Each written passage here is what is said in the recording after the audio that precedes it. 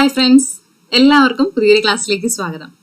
ഇന്നത്തെ സെഷനിൽ നമ്മൾ നോക്കാൻ പോകുന്നത് ഇന്ന് നടന്ന LGS സ്റ്റേജ് 2 പരീക്ഷയുടെ സയൻസിലെ ക്വസ്റ്റ്യൻസും അതിന്റെ ആൻസേഴ്സും, പിന്നെ നിങ്ങൾക്ക് സംശയം ഉണ്ടായ കുറച്ച് ക്വസ്റ്റ്യൻസ് എവിടെ നിന്നാണ് വന്നത്, SCERTയിലെ പുതിയ ടെക്സ്റ്റിൽ നിന്ന് കുറച്ച് ക്വസ്റ്റ്യൻസ് വന്നിട്ടുണ്ട്. അപ്പൊ ആ കാര്യങ്ങളൊക്കെയാണ് നമ്മൾ ഇന്നത്തെ സെഷനിൽ നോക്കാൻ വേണ്ടി പോകുന്നത്. ഓക്കെ, നമുക്ക് സ്റ്റാർട്ട് ചെയ്യാം.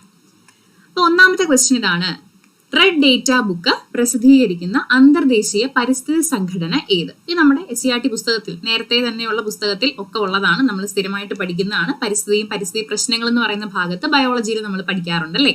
അപ്പൊ റെഡ് ഡേറ്റ ബുക്ക് ആരാണ് പ്രസിദ്ധീകരിക്കുന്നത്? IUCN ആണ് പ്രസിദ്ധീകരിക്കുന്നത് അല്ലെ. റെഡ് ഡേറ്റ ബുക്ക് പ്രസിദ്ധീകരിക്കുന്നത് IUCN ആണ്. ഓക്കെ, IUCN ആണ്. ഓക്കെ, അപ്പൊ ഈ ഒരു റെഡ് ഡേറ്റ ബുക്ക് എന്ന് പറഞ്ഞാൽ എന്താ?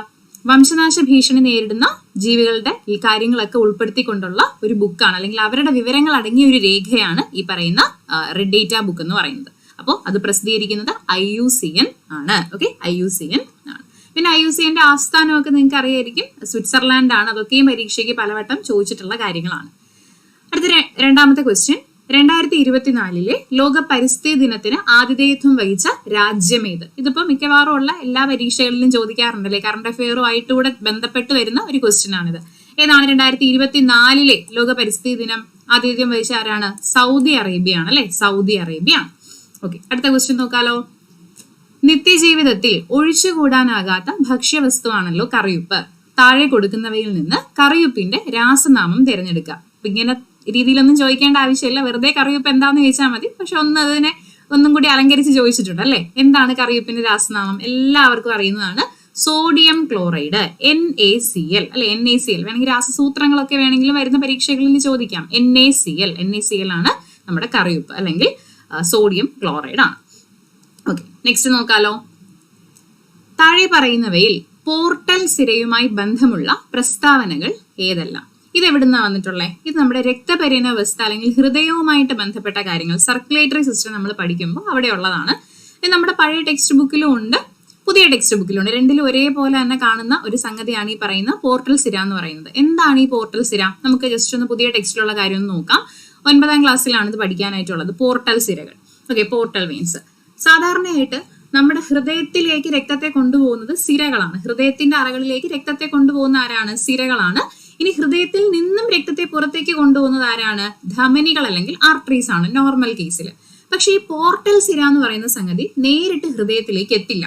ഓക്കെ, പോർട്ടൽ സിര നേരിട്ട് ഹൃദയത്തിലേക്ക് എത്തില്ല. പകരം ഒരു അവയവത്തിൽ നിന്ന് മറ്റൊരു അവയവത്തിലേക്ക് രക്തത്തെ കൊണ്ടുപോകുന്ന, രണ്ട് അവയവങ്ങൾക്കിടയിൽ രക്തത്തെ കൊണ്ടുപോകുന്ന സിരകൾക്കാണ് നമ്മൾ പോർട്ടൽ സിരകൾ അല്ലെങ്കിൽ പോർട്ടൽ വെയിൻസ് എന്ന് പറയുന്നത്.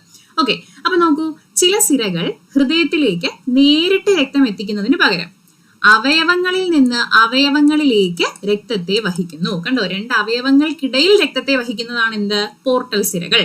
ഓക്കെ, നോക്ക്, ചെറുകുടലിൽ നിന്ന് രക്തത്തിലേക്ക് ആഗിരണം ചെയ്യപ്പെടുന്ന പോഷക ഘടകങ്ങളെ കരളിൽ എത്തിക്കുന്ന ഹെപ്പാറ്റിക് പോർട്ടൽ സിര ഇതിന് ഒരു ഉദാഹരണമാണ്. ഇതേ കാര്യം തന്നെ നമ്മുടെ പഴയ ടെക്സ്റ്റിലും ഉണ്ട്, ഇപ്പൊ വന്ന ഇതൊരു പുതിയ ടെക്സ്റ്റിന്റെ കട്ടിങ് ആണ്, അതിനകത്തുണ്ട്. അതായത് നമുക്കറിയാം, ഇനി അങ്ങോട്ട് ദഹനവുമായിട്ട് ബന്ധപ്പെട്ട ക്വസ്റ്റ്യനും PS ചോദിക്കുന്നുണ്ട് കേട്ടോ. ദഹനം എന്ന് പറയുന്നത് ആരംഭിക്കുന്ന എവിടുന്നാ? നമ്മുടെ വായിൽ നിന്നാണ് ദഹനം ആരംഭിക്കുക അല്ലെ. എന്നിട്ട് അവസാനിക്കുന്ന എവിടെയാണ്? ചെറുകുടലിൽ വെച്ചിട്ടാണ് ദഹനം അവസാനിക്കുന്നത്. അപ്പൊ നമ്മൾ ആഹാരം കഴിച്ചു, നമ്മൾ കഴിച്ച ആഹാരത്തിലുള്ള പോഷക ഘടകങ്ങളെയൊക്കെ നമ്മുടെ ശരീരം എന്ത് ചെയ്തു? ദഹിപ്പിച്ചു. അതായത് നമ്മുടെ കഴിച്ച ആഹാരത്തിനെ ദഹിപ്പിച്ചിട്ട് അതിനകത്തുള്ള പോഷക ഘടകങ്ങളെ മാത്രം ബാക്കി വെച്ചു. ആ പോഷക ഘടകങ്ങളെ ആഗിരണം ചെയ്യുന്നത് എവിടെ വെച്ച് തന്നെയാണ് സ്റ്റാർട്ട് ചെയ്യുന്നത്? ചെറുകുടലിൽ വെച്ച് തന്നെയാണ് ആഗിരണം സ്റ്റാർട്ട് ചെയ്യുന്നത്. അങ്ങനെ ചെറുകുടലിൽ നിന്ന് രക്തത്തിലേക്ക് പോയ ആ പോഷക ഘടകങ്ങളില്ലേ, ആ ഒരു പോഷകങ്ങൾ അതിനെ കരളിലേക്ക് എത്തിക്കുന്നത് കുടലിൽ നിന്ന്, ചെറുകുടലിൽ നിന്ന് കരളിലേക്ക്. ഒരു ഓർഗനാണ് കുടല്, മറ്റൊരു ഓർഗനാണ് കരള്. അപ്പൊ ഈ കുടലിൽ നിന്ന് ആഗിരണം ചെയ്ത സാധനങ്ങളെയൊക്കെ കരളിലേക്ക് എത്തിക്കുന്നത് ആരാണ്? രക്തത്തിലൂടെ കരളിലേക്ക് എത്തിക്കുന്നത് ഹെപ്പാറ്റിക് പോർട്ടൽ സിരയാണ്. ഹെപ്പാറ്റിക് പോർട്ടൽ സിര. അപ്പൊ ഒരു അവയവത്തിൽ നിന്ന് മറ്റൊരു അവയവത്തിലേക്ക് അല്ലെ. അപ്പൊ അതിന്റെ ഒരു എക്സാമ്പിൾ ആണ് നമ്മുടെ പോർട്ടൽ സിര എന്ന് പറയുന്നത്. നമുക്ക് ഇനി ക്വസ്റ്റ്യൻ ഒന്ന് വായിച്ചു നോക്കാം. ഹൃദയത്തിലേക്ക് ഓക്സിജൻ അടങ്ങിയ രക്തം വഹിക്കുന്നു. ആണോ? ഹൃദയത്തിലേക്കാണോ എത്തുന്നത്? അല്ല. അവയവങ്ങളിൽ നിന്ന് അവയവങ്ങളിലേക്ക് രക്തം വഹിക്കുന്നു. അതാണോ? അതെ, ശരിയാണ് അല്ലെ. പോർട്ടൽ സിരയായിട്ട് ബന്ധപ്പെട്ട് ശരിയാണ്. ഫാറ്റി ആസിഡ്, ഗ്ലിസറോൾ എന്നീ പോഷക ഘടകങ്ങളെ ഹൃദയത്തിൽ എത്തിക്കുന്നു എന്ന് പറയുന്നു. ശരിയാണോ? അല്ല, തെറ്റാണ്. പോഷക ഘടകങ്ങളെ വില്ലസിൽ നിന്നും കരളിൽ എത്തിക്കുന്നു. അവിടെയും നേരെ പഠിക്കാത്തവർക്ക് ചെറിയൊരു സംശയം ഉണ്ടാവും. ഈ വില്ലസ് എന്ന് പറഞ്ഞാൽ എവിടെ കാണുന്ന പ്രൊജക്ഷൻസ് ആണ് വില്ലസ്? ചെറുകുടലിൽ കാണുന്ന വിരൽ പോലെയുള്ള പ്രൊജക്ഷൻസിന് പറയുന്ന പേരാണ് വില്ലസ്, അല്ലെ? അപ്പൊ അവിടെ വില്ലസിൽ നിന്നും എന്ന് പറയുമ്പോൾ ചെറുകുടലിൽ നിന്നെന്ന് തന്നെയാണ് അർത്ഥം. പോഷക ഘടകങ്ങളെ വില്ലസിൽ നിന്ന് അല്ലെങ്കിൽ ചെറുകുടലിൽ നിന്ന് കരളിലേക്ക് എത്തിക്കുന്നു. അത് ശരിയാണ്. ഇത്രയും ആയിക്കഴിഞ്ഞാൽ ശരിയായതാണോ തെറ്റായതാണോ എന്ന് ചോദിച്ചിരിക്കുന്നത് നമ്മൾ ഒന്നും കൂടി ക്വസ്റ്റ്യൻ നോക്കി ഉറപ്പാക്കണം. അപ്പൊ പോർട്ടൽ സിരിയുമായിട്ട് ബന്ധമുള്ള പ്രസ്താവനകൾ തിരഞ്ഞെടുക്കാനാണ് പറഞ്ഞിരിക്കുന്നത്. അപ്പൊ ശരിയായ പ്രസ്താവനകൾ തിരഞ്ഞെടുക്കാനാണ് പറഞ്ഞിരിക്കുന്നത്. അപ്പൊ 2 വരും, അതേപോലെ 4 വരും. പ്രസ്താവന 2, 4 എന്നിവ ശരി. ഓപ്ഷൻ ബി ആണ് ആൻസർ വരുന്നത്. ഓക്കെ അല്ലേ? അടുത്ത ക്വസ്റ്റ്യൻ നോക്കാലോ. ഏത് രോഗത്തിന്റെ രോഗവ്യാപനം കണക്കിലെടുത്താണ് ലോകാരോഗ്യ സംഘടന ആരോഗ്യ അടിയന്തരാവസ്ഥ പ്രഖ്യാപിച്ചത്? ഇതും കറണ്ട് അഫെയറുമായിട്ട് ബന്ധപ്പെട്ട് തന്നെ വന്നിട്ടുള്ള ഒരു ക്വസ്റ്റ്യൻ ആണ്. അത് എംപോക്സ് ആണ്, അല്ലെ? എംപോക്സ് ആണ്. അപ്പോൾ ആരോഗ്യ അടിയന്തരാവസ്ഥ അടുത്തിടെ പ്രഖ്യാപിച്ചത് എംപോക്സ് രോഗത്തെ കണക്കിലെടുത്തുകൊണ്ടാണ്. എംപോക്സ്. Next question. രോഗകാരികളായ സൂക്ഷ്മജീവികളുടെ മരുന്നുകളോടുള്ള അതിജീവന ശേഷിക്കെതിരെ പോരാടാൻ ലക്ഷ്യം വെച്ച് കേരളത്തിൽ നടപ്പിലാക്കിയ കർമ്മ പദ്ധതിയുടെ പേര്. ഇതും സ്ഥിരമായിട്ട് പരീക്ഷകളിൽ ചോദിക്കുന്ന ഒരു ക്വസ്റ്റ്യൻ തന്നെയാണ്. SCERT പഴയ പുസ്തകത്തിൽ, അല്ലെങ്കിൽ പഴയത് പുതിയതെന്ന് പറയുന്നത് ഒരുപാട് പേർക്ക് ഡൗട്ട് വരും. SCERT പഴയതിനാണോ ഇത് പുതിയതിനാണോ എന്നൊക്കെ ചോദിക്കില്ലേ? ഇപ്പൊ നിങ്ങളൊരു കാര്യം ഇവിടെ മനസ്സിലാക്കേണ്ടത്, SCERT പഴയതെന്ന് പറഞ്ഞത് പഴയതായി പഴകിയിട്ടില്ല. ആ പുസ്തകം ഒരിക്കലും പഴകിയിട്ടില്ല. അപ്പൊ നമ്മൾ ആ പുസ്തകത്തിലെ പോയിന്റുകളെല്ലാം തീർച്ചയായിട്ടും പഠിക്കണം. ഇനി പുതിയത് വന്നല്ലോ, നമുക്ക് പുതിയത് പഠിച്ചാൽ മതി, പഴയത് വേണ്ട എന്നൊരു സംഗതി ഇല്ല. ഓക്കെ, പഴയ ക്ലാസ്സിൽ ഇപ്പൊ നമുക്ക് ഏതൊക്കെ ക്ലാസ്സുകളാണ് പുതിയത് ഇപ്പം നിലവിൽ മാറിയിട്ടുള്ളത്? 5, 7, 9 ക്ലാസ്സിലെ പുസ്തകങ്ങൾ മാത്രമേ നിലവിൽ മാറിയിട്ടുള്ളൂ. ആ ക്ലാസ്സുകളിലാണെങ്കിൽ നിങ്ങൾ പഴയ ടെക്സ്റ്റ് ഉറപ്പായിട്ട് നോക്കിയിരിക്കണം. അതിനകത്തുള്ള പോയിന്റുകൾ ചോദിക്കില്ല എന്നില്ല, ഉറപ്പായിട്ടും ചോദിക്കും. ആ ക്ലാസ്സുകളുടെ ടെക്സ്റ്റുകളും അല്ലെങ്കിൽ എല്ലാം പഴയ എല്ലാം നമ്മുടെ 5 തൊട്ട് 10 വരെയുള്ള കാര്യങ്ങളും നമ്മൾ പഠിക്കണം. പ്ലസ് നമ്മുടെ പുതിയതായിട്ട് വന്ന അപ്ഡേഷൻസ് നമ്മൾ നോക്കുകയും വേണം കേട്ടോ. അപ്പൊ എന്താണ് ആൻസർ? കർസാപ്പാണ്, അല്ലെ? നമ്മുടെ ടെക്സ്റ്റിലുള്ളത് തന്നെയാണ്. കർസാപ്പാണ്. പരീക്ഷയ്ക്ക് നേരത്തെ ചോദിച്ചിട്ടും ഉണ്ട്. Next question. സസ്യകോശങ്ങളിൽ തൊട്ടടുത്ത കോശങ്ങളെ ബന്ധിപ്പിക്കുന്ന കോശദ്രവ്യപാത ഏതാണ്? ഇത് കുറച്ചു പേർക്ക് ഇത് കാണുമ്പോൾ പിന്നെ നമുക്ക് ഒരു ഊഹം വെച്ച ഓപ്ഷൻ ആൻസർ ചെയ്യാൻ പറ്റും, ബുദ്ധിമുട്ടൊന്നുമില്ല. പക്ഷെ ഇതിൽ എവിടെ നിന്ന് വന്നു എന്നൊരു സംശയം നിങ്ങൾക്ക് ഉണ്ടാവും. ഇത് നമ്മുടെ പുതിയ ടെക്സ്റ്റിൽ നിന്ന് വന്നൊരു ക്വസ്റ്റ്യൻ ആണ്. പ്ലാസ്മോഡെസ്മേറ്റയാണ് ആൻസർ. പുതിയ ടെക്സ്റ്റ് 9ാം ക്ലാസ്സിലെ പുസ്തകത്തിൽ നിന്ന് വന്നിട്ടുള്ള ഒരു ക്വസ്റ്റ്യൻ ആണ് ഈ ചോദ്യം. കാണിച്ചു തരട്ടെ.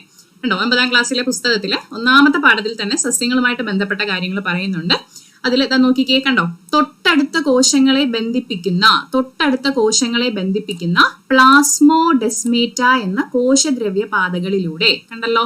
അപ്പൊ ഇത് 9ാം ക്ലാസ്സിലെ ബയോളജി ടെക്സ്റ്റിൽ നിന്ന് വന്നിട്ടുള്ള ക്വസ്റ്റ്യൻ ആണ്. ഓക്കെ, നെക്സ്റ്റ് നോക്കാം. അമീബിക് മെനിഞ്ചോ എൻസെഫാലൈറ്റിസ് രോഗത്തിന്റെ രോഗകാരി ഏത്? നമ്മൾ ക്ലാസ്സിലും ഒക്കെ പഠിച്ചിട്ടുള്ളത് തന്നെയാണ്. ഇത് കറണ്ട് അഫെയർ ആണ് എന്ന് പറഞ്ഞിട്ടുണ്ടായിരുന്നു. നമുക്ക് അമീബിക് മസ്തിഷ്ക ജ്വരം ന്യൂസിലൊക്കെ നിറഞ്ഞു തന്നൊരു സാധനമാണ്, അല്ലെ? അപ്പൊ അതിന് കാരണമാകുന്ന ആളാണ് നൈഗ്ലേറിയ ഫൗളറി. ഇതൊരു അമീബയാണ് കേട്ടോ. അമീബിക് മസ്തിഷ്ക ജ്വരം അല്ലേ? അമീബയാണ് Naegleria fowleri. Okay, Naegleria fowleri. അടുത്ത ജീവിതശൈലി രോഗനിയന്ത്രണ പദ്ധതിയുടെ പേര് സ്ഥിരമായിട്ട് ചോദിക്കാറുണ്ട്. അമൃതം ആരോഗ്യം എന്നാണ് പദ്ധതിയുടെ പൂർണ്ണമായിട്ടുള്ള പേര്. ഓപ്ഷൻ വെച്ചിട്ട് നമുക്ക് അമൃതമാണ് എടുക്കാൻ പറ്റുന്ന ഓപ്ഷന് അമൃതമാണ്. ഇപ്പൊ ജീവിതശൈലി രോഗനിയന്ത്രണ പദ്ധതി അമൃതം ആരോഗ്യമാണ് കറക്റ്റ് ഫുൾ നെയിം. ഓപ്ഷൻ വെച്ചിട്ട് അമൃതം നമുക്ക് എടുക്കാം. നെക്സ്റ്റ്. ശ്വാസകോശത്തെ ആവരണം ചെയ്ത് കാണുന്ന ഇരട്ട സ്തരം. എല്ലാത്തിന്റെയും സ്ഥലങ്ങൾ, തലച്ചോറിന്റെ ആയിക്കോട്ടെ, ഹൃദയത്തിന്റെ ആയിക്കോട്ടെ, നമ്മുടെ എന്താണ് ന്യൂറോൺ നാഡീകോശത്തിന്റെ ആയിക്കോട്ടെ, ശ്വാസകോശം, വാക്യൂൾ, ഫേനം, ഇതിന്റെ ഒക്കെ ആവരണങ്ങൾ നമ്മൾ സ്ഥിരമായി പഠിക്കുന്നതാണ്. നിങ്ങൾക്ക് അറിയാം, ശ്വാസകോശത്തെ ആവരണം ചെയ്ത് കാണുന്ന ഇരട്ട സ്തരം പ്ലൂറയാണ്, അല്ലെ? പ്ലൂറയാണ്. അടുത്തത് 2023 രസതന്ത്ര നൊബേൽ സമ്മാനം. സാധാരണയായിട്ട് ആൾക്കാരുടെ പേരുകളും അവരുടെ നാടും ഒക്കെയാണ് ചോദിക്കുന്നതെങ്കിൽ ഇത്തവണ ഒരു വെറൈറ്റിക്ക് വേണ്ടിയിട്ട് എത്ര പേർക്ക് കിട്ടിയെന്ന് ചോദിച്ചു. എത്ര പേർക്കാണ് കിട്ടിയത്? 3 പേർക്ക്, അല്ലെ? 2023 നോബൽ പ്രൈസ് കെമിസ്ട്രിയിലെ വിന്നേഴ്സ് 3 പേരാണ്. അപ്പൊ 3 പേർക്കാണ് ലഭിച്ചത്. Okay, next. മനുഷ്യ ശരീരത്തിലെ ഏറ്റവും വലിയ ഗ്രന്ഥി ഏത് എന്നാണ് ചോദ്യം. ഏറ്റവും വലിയ ഗ്രന്ഥി ഏതാണ്? കരളാണ്. അന്തസ്രാവി ഗ്രന്ഥി എന്ന് വെച്ചിരുന്നെങ്കിൽ തൈറോയിഡ് വരുമായിരുന്നു. ഏറ്റവും വലിയ ഗ്രന്ഥി ഏതാന്ന് ചോദിച്ചാൽ ഏതാണ് ആൻസർ? കരളാണ്. കരൾ. താഴെ പറയുന്നവയിൽ പ്രോട്ടോസോവ രോഗം ഏത്? പിന്നെ ഇത് നമുക്ക് എല്ലാവർക്കും അറിയാം, അല്ലെ? PSC അന്ന് തൊട്ട് ഇന്ന് വരെ മാറ്റാതെ ചോദിക്കുന്ന ഒരു ക്വസ്റ്റ്യൻ ആണ്. പ്രോട്ടോസോവ രോഗം ഏതാണ്? മലമ്പനി അല്ലെങ്കിൽ മലേറിയയാണ്. ഈ മലേറിയ അല്ലെങ്കിൽ മലമ്പനിക്ക് കാരണമാകുന്ന പ്രോട്ടോസോവയുടെ പേരെന്താ? പ്ലാസ്മോഡിയം, അല്ലെ? പ്രോട്ടോസോവയുടെ പേരെന്താണ്? പ്ലാസ്മോഡിയം ആണ്. ഇതിൽ മാരകമായ മലമ്പനിക്ക് കാരണമാകുന്ന പ്രോട്ടോസോവ ഏതാണ്? പ്ലാസ്മോഡിയം ഫാൽസിപാരം ആണ്. ഓക്കെ, അടുത്ത ക്വസ്റ്റ്യൻ. രക്തം കട്ടപിടിക്കാൻ സഹായിക്കുന്ന പ്ലാസ്മ പ്രോട്ടീൻ. രക്തം കട്ടപിടിക്കാൻ സഹായിക്കുന്ന പ്ലാസ്മ പ്രോട്ടീൻ ഏതാ? ഫൈബ്രിനോജൻ അല്ലെ? നമുക്കറിയാം ഫൈബ്രിനോജൻ ആണ് രക്തം കട്ടപിടിക്കാൻ സഹായിക്കുന്ന പ്ലാസ്മ പ്രോട്ടീൻ. രോഗപ്രതിരോധ ശേഷി നൽകുന്ന പ്ലാസ്മ പ്രോട്ടീൻ ഏതാണ്? അത് ഗ്ലോബുലിൻ ആണ്. രക്തസമ്മർദ്ദം നിയന്ത്രിക്കാൻ സഹായിക്കുന്നത് ആൽബുമിൻ ആണ്. നെക്സ്റ്റ്, മസ്തിഷ്കത്തിലെ വൈദ്യുത തരംഗങ്ങളെ രേഖപ്പെടുത്താൻ ഉപയോഗിക്കുന്ന ഉപകരണം ഏതാണ്? മസ്തിഷ്കത്തിലെ വൈദ്യുത തരംഗങ്ങൾ ഏതാ?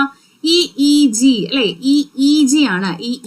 ECG എന്താണ്? ഹൃദയവുമായിട്ട് ബന്ധപ്പെട്ട് ചിത്രം അതിനകത്തുള്ള വൈദ്യുത തരംഗങ്ങളെ രേഖപ്പെടുത്താനാണ് നമ്മൾ ECG ഉപയോഗിക്കുന്നതെങ്കിൽ EEG ആണ് മസ്തിഷ്കത്തിലെ വൈദ്യുത തരംഗങ്ങളെ രേഖപ്പെടുത്താൻ വേണ്ടിയിട്ട് യൂസ് ചെയ്യുന്നത്. ഓക്കെ, നെക്സ്റ്റ്, ചുവടെ നൽകിയിരിക്കുന്നതിൽ ചെറുകുടലുമായി യോജിച്ച പ്രസ്താവന അല്ലെങ്കിൽ പ്രസ്താവനകൾ തിരഞ്ഞെടുക്കുക. കേട്ടോ, ചെറുകുടലുമായി, ദഹനവുമായിട്ട് ബന്ധപ്പെട്ട ക്വസ്റ്റ്യൻ ആണ്.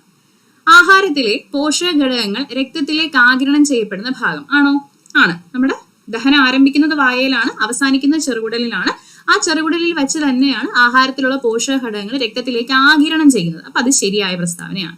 വില്ലസുകൾ കാണപ്പെടുന്ന ഭാഗം ആണോ? ചെറുകുടലിൽ കാണുന്ന സൂക്ഷ്മങ്ങളായ വിരലുകൾ പോലെയുള്ള ഭാഗങ്ങൾക്ക് പറയുന്ന പേരാണ് വില്ലസുകൾ. അപ്പൊ അതും ശരിയാണ്. ജലവും ലവണങ്ങളും ആഗിരണം ചെയ്യപ്പെടുന്ന ഭാഗം. ഇവിടെ ഒരു കൺഫ്യൂഷൻ പലർക്കും വരും. ഓക്കെ, ജലത്തിന്റെ ആഗിരണം, എല്ലാത്തിന്റെ ആഗിരണം ചെറുകുടലാണ് നമ്മൾ പറഞ്ഞു. അപ്പം ജലത്തിന്റെ ആഗിരണം ചെറുകുടലിൽ നടക്കില്ലേ എന്നൊരു സംശയം വരും. തീർച്ചയായും ശ്രദ്ധിച്ചു കേൾക്കണേ, തീർച്ചയായും ജലത്തിന്റെ ആഗിരണം ചെറുകുടലിൽ വെച്ച് നടക്കുന്നുണ്ട്, ഉറപ്പായിട്ട് നടക്കുന്നുണ്ട്. പക്ഷേ ഈ ആഗിരണമൊക്കെ കഴിഞ്ഞതിന് ശേഷം ബാക്കിയുള്ള ജലവും ലവണങ്ങളും, അവിടെ ലവണങ്ങൾ എന്ന് എടുത്തു പറയുന്നുണ്ട്, ലവണങ്ങൾ, സോൾട്ടുകൾ, ലവണങ്ങളും ഒക്കെ ആഗിരണം ചെയ്യുന്നത് വൻകുടലിൽ വെച്ചിട്ടാണ്. ഓക്കെ, വൻകുടലിൽ വെച്ചിട്ടാണ്. അവിടെ നിങ്ങൾക്ക് ഞാൻ കാണിച്ചു തരാം. ഇവിടെ നോക്കിക്കോ, ദഹന വിധേയമാകാത്ത ആഹാര പദാർത്ഥങ്ങൾ ഇവിടെ എത്തുന്നു വൻകുടലിൽ അല്ലെ. അവശേഷിക്കുന്ന ജലവും ലവണങ്ങളും ആഗിരണം ചെയ്യുന്നത് വൻകുടലിൽ വെച്ചാണ്. നമ്മുടെ SCERT പുസ്തകത്തിൽ ഇങ്ങനെ ഒരു പ്രസ്താവന ഇവിടെ കൊടുത്തിട്ടുണ്ട് അല്ലെ, ജലവും ലവണങ്ങളും ആഗിരണം ചെയ്യുന്നത് എന്ന് കൊടുത്തിട്ടുണ്ട്. അപ്പൊ അതുകൊണ്ട് ഈ ഒരു പ്രസ്താവന കുറച്ചുകൂടി യോജിക്കുക ആർക്കാണ്? ലാർജ് ഇൻഡസ്റ്റൈനിനാണ്. വൻകുടലിനായിരിക്കും ഈ ഒരു പ്രസ്താവന കുറച്ചുകൂടി യോജിക്കുക. അപ്പൊ നമുക്ക് PSC ഇവിടെ കൊടുക്കാൻ സാധ്യതയുള്ള ആൻസർ എന്ന് പറഞ്ഞാൽ എന്തായിരിക്കും? 1ഉം 2ഉം ആയിരിക്കും കൊടുക്കാൻ സാധ്യതയുള്ള ആൻസർ. ജലം തീർച്ചയായിട്ടും ചെറുകുടലിൽ ആഗിരണം നടക്കുന്നുണ്ട്, പക്ഷേ ജലവും ലവണങ്ങളും ആഗിരണം ചെയ്യപ്പെടുന്ന ഭാഗം എന്ന് എടുത്തു ചോദിച്ചിട്ടുണ്ട് അവിടെ നമ്മുടെ ടെക്സ്റ്റിലുള്ളതാണ്. 1ഉം 2ഉമാണ് അവിടെ നമുക്ക് ശരിയായിട്ട് എടുക്കാൻ പറ്റുന്നത്. നെക്സ്റ്റ്, മങ്ങിയ പ്രകാശത്തിൽ കാണാൻ കഴിയില്ല. ഈ ലക്ഷണം കാണിക്കുന്ന അപര്യാപ്തത രോഗം ഏത് വിറ്റാമിനുമായി ബന്ധപ്പെട്ടിരിക്കുന്നു? ഏതാണ് മങ്ങിയ പ്രകാശത്തിൽ കാണാൻ കഴിയാത്തത്? വൈറ്റമിൻ എയുടെ കുറവ്. അതായത് മങ്ങിയ പ്രകാശത്തിൽ കാണാൻ പറ്റില്ല എന്ന് പറഞ്ഞാൽ നിശാന്തതയാണ്, നൈറ്റ് ബ്ലൈൻഡ്നെസ് ആണ്. അപ്പോൾ മങ്ങിയ പ്രകാശത്തിൽ കാണാൻ കഴിയാത്തത് വൈറ്റമിൻ എയുടെ കുറവുമായിട്ട് ബന്ധപ്പെട്ടിരിക്കുന്നു. നെക്സ്റ്റ്, പദാർത്ഥങ്ങളിൽ അടങ്ങിയിട്ടുള്ള ഊർജ്ജ രൂപമാണ്. ഫിസിക്സിൽ നിന്ന് 2 ക്വസ്റ്റ്യൻ ആണ് ആകെ ചോദിച്ചിട്ടുള്ളൂ അല്ലെ. പദാർത്ഥങ്ങളിൽ അടങ്ങിയിട്ടുള്ള ഊർജ്ജ രൂപം ഏതാടാ? രാസോർജ്ജം, കെമിക്കൽ എനർജിയാണ്. എല്ലാ വസ്തുക്കളിലും കാണുന്ന ഊർജ്ജം രാസോർജ്ജമാണ്, കെമിക്കൽ എനർജിയാണ്. മനുഷ്യന് കേൾക്കാൻ കഴിയുന്ന ശബ്ദത്തിന്റെ പരിധി എല്ലാവർക്കും അറിയാം. ചോദിച്ചു മടുത്തു, നിങ്ങൾ എഴുതി മടുത്തു. 20 ഹെഡ്സിനും 20,000 ഹെഡ്സിനും ഇടയിലാണ്, അല്ലെങ്കിൽ 20 ഹെഡ്സിനും 20 കിലോ ഹെഡ്സിനും ഇടയിലാണ് മനുഷ്യന് കേൾക്കാൻ കഴിയുന്ന ശബ്ദത്തിന്റെ പരിധി എന്ന് പറയുന്നത്. ഓക്കെ, നെക്സ്റ്റ്, കെമിസ്ട്രി എന്നുള്ള ക്വസ്റ്റ്യൻ ആണ്. എല്ലാ ദ്രവ്യവും നിർമ്മിച്ചിട്ടുള്ളത് ആറ്റം എന്ന ചെറു കണങ്ങൾ കൊണ്ടാണ്. ശരിയല്ലേ? നമുക്കറിയാം, ശരിയാണ്. വിവിധ മൂലകങ്ങളുടെ ആറ്റങ്ങൾ വ്യത്യസ്ത മാസും വ്യത്യസ്ത ഗുണങ്ങളും കാണിക്കുന്നവയായിരിക്കും. അതെ, ഇപ്പൊ ഒരേ മൂലകത്തിന്റെ ആറ്റങ്ങളൊക്കെ ഒരേപോലെ ഇരിക്കും. വ്യത്യസ്ത മൂലകങ്ങളുടെ ആറ്റങ്ങളാകുമ്പോൾ വ്യത്യസ്ത ഗുണങ്ങളായിരിക്കുമല്ലോ കാണിക്കുക. വ്യത്യസ്ത മാസം വ്യത്യസ്ത ഗുണമായിരിക്കും കാണിക്കുന്നത്. അതും ശരിയാണ്. രാസപ്രവർത്തനത്തിൽ ഏർപ്പെടാൻ കഴിയുന്ന ഏറ്റവും ചെറിയ കണികയാണ് ആറ്റം. ശരിയാണ്. നമ്മുടെ ഡാൾട്ടന്റെ അറ്റോമിക സിദ്ധാന്തത്തിലുള്ള കാര്യങ്ങളാണല്ലേ ഇതൊക്കെ. അപ്പൊ രാസപ്രവർത്തനത്തിൽ ഏർപ്പെടാൻ കഴിയുന്ന ഏറ്റവും ചെറിയ കണികയാണ് ആറ്റം. ശരിയാണ്. രാസപ്രവർത്തന വേളയിൽ ആറ്റം പുതിയതായി നിർമ്മിക്കപ്പെടുന്നില്ല, നശിപ്പിക്കപ്പെടുന്നില്ല. ഇല്ലല്ലോ, ആറ്റത്തെ നിർമ്മിക്കാനും നശിപ്പിക്കാനും ഒന്നും നമുക്ക് കഴിയില്ല. ഓക്കെ, അപ്പൊ എല്ലാം ശരിയാണല്ലോ. ആറ്റത്തെ കുറിച്ചുള്ള പ്രസ്താവനകളിൽ എല്ലാം ശരിയാണ്. ഓപ്ഷൻ സി ആണ്, എല്ലാം ശരിയാണ്. അടുത്തത് സ്ഥിരം ക്വസ്റ്റ്യൻ തന്നെയാണ് അല്ലെ. കണ്ട് നിങ്ങൾ മടുത്ത് കാണും, പക്ഷെ എന്നാലും ഒരു കൺഫ്യൂഷൻ പലർക്കും ഉണ്ടാവാറുണ്ട്. എല്ലാ ധാതുക്കളും അയിരാണ് ആണോ? എല്ലാ ധാതുക്കളും അയിരാണോ? എന്താണ് അയിര് എന്ന് പറഞ്ഞാൽ, ഇപ്പോ അലുമിനിയം എന്ന് പറയുന്ന ഒരു മൂലകം, ആ മൂലകത്തിനെ നമുക്ക് വേർതിരിച്ചെടുക്കണം അല്ലെ. അലുമിനിയം അടങ്ങിയിട്ടുള്ള എല്ലാ സംയുക്തങ്ങളെയും നമുക്ക് അതിന്റെ ധാതു എന്ന് പറയാം. ഇപ്പൊ ഏതൊരു സംയുക്തത്തിനകത്ത് അലുമിനിയം അടങ്ങിയിട്ടുണ്ടെങ്കിലും നമുക്കതിനെ ആ അലുമിനിയത്തിന്റെ ധാതു അല്ലെങ്കിൽ മിനറൽ എന്ന് പറയാം. ഓക്കെ, ഈ അലുമിനിയം അടങ്ങിയിരിക്കുന്ന എല്ലാ വസ്തുക്കളിൽ നിന്നും നമുക്ക് അലുമിനിയത്തെ വേർതിരിച്ചെടുക്കാനായിട്ട് സാധിക്കുമോ? പറ്റത്തില്ല. ഇപ്പൊ എക്സാമ്പിൾ ആയിട്ട് കളിമണ്ണിനകത്ത് അലുമിനിയം അടങ്ങിയിട്ടുണ്ട്. പക്ഷെ കളിമണ്ണിൽ നിന്ന് അലുമിനിയത്തെ വേർതിരിച്ചെടുക്കുക എന്ന് പറഞ്ഞാൽ ഭയങ്കര പ്രോസസ്സാണ്. അത് കുറച്ച് ബുദ്ധിമുട്ടുള്ള കാര്യമാണ്. അപ്പൊ നമ്മൾ അങ്ങനെ യൂസ് ചെയ്യാറില്ല. ഓക്കെ, അപ്പോ നമ്മൾ ഏതൊക്കെ ധാതുക്കളിൽ നിന്നാണോ അല്ലെങ്കിൽ ഏതൊക്കെ സംയുക്തങ്ങളിൽ നിന്നാണോ നമുക്കൊരു ലോഹത്തിനെ നമുക്ക് ലാഭമായിട്ട് കുറച്ച് പൈസ നമുക്ക് ഇക്കണോമിക്കൽ ആയിരിക്കണം അല്ലെ, ലാഭത്തോടു കൂടി അല്ലെങ്കിൽ കൂടുതൽ അലുമിനിയത്തിന്റെ കണ്ടന്റ് വേണം, അങ്ങനെയുള്ള രീതിയിൽ നമുക്ക് ലാഭത്തോടു കൂടി ഏതൊക്കെ സംയുക്തങ്ങളിൽ നിന്ന് അല്ലെങ്കിൽ ഏതൊക്കെ ധാതുക്കളിൽ നിന്നാണോ ഒരു ലോഹത്തിനെ വേർതിരിച്ചെടുക്കാൻ കഴിയുന്നത് അങ്ങനെയുള്ള ധാതുക്കൾക്ക് അല്ലെങ്കിൽ അങ്ങനെയുള്ള സംയുക്തങ്ങൾക്ക് മാത്രമാണ് നമ്മൾ അയിര് അല്ലെങ്കിൽ ഓറ് എന്ന് പറയുന്നത്. അപ്പൊ എല്ലാ ധാതുക്കളും അയിരുകളാണെന്ന് പറഞ്ഞാൽ ശരിയാണോ? അല്ല. നമുക്ക് ഒരു ലോഹം അടങ്ങിയിരിക്കുന്ന എല്ലാ സംയുക്തങ്ങളെയും നമുക്ക് ധാതുക്കൾ എന്ന് വിളിക്കാം അല്ലെ. അപ്പോൾ എല്ലാ ധാതുക്കളിൽ നിന്നും പക്ഷെ നമ്മൾ ആ ഒരു ലോഹത്തെ വേർതിരിച്ചെടുക്കാൻ വേണ്ടി നമ്മൾ യൂസ് ചെയ്യാറില്ല.